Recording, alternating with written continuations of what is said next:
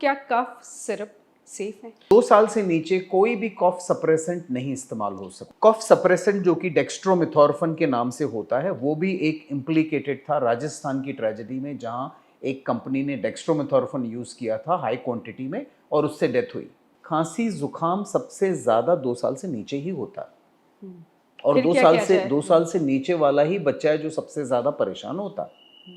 तो ऐसे में कुछ दवाइयां हैं जिनको हम म्यूकोलिटिक्स कहते हैं, जो कि म्यूकस को पतला करती हैं।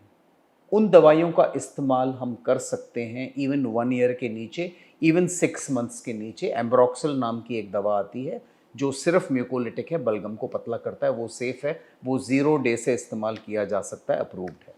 लेकिन डॉक्टर की रिकमेंडेशन पर खुद यस, पेरेंट्स क्योंकि ने ये उसमें नहीं फिर इस्तेमाल डोजेज करनी। कंसिडरेशन बिल्कुल, आएगा, है कितना ना? डोज देना है, हाँ, कब देना है, वो भी यस, देखना है और कब बच्चे को जरूरत है। ऐसा नहीं बिल्कुल कि आप वो भी ओवर द काउंटर ले लें। बिल्कुल।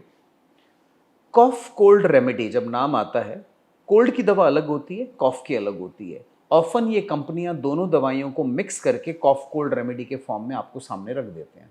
अब जिस बच्चे को रनिंग नोज नहीं है, सिर्फ सूखी खांसी है, उसको कोल्ड की दवा क्यों दी जाए? वो एक एडिशनल केमिकल है। जिस बच्चे को सिर्फ रनिंग नोज है, खांसी नहीं है, उसको कॉफ की दवा क्यों दी जाए?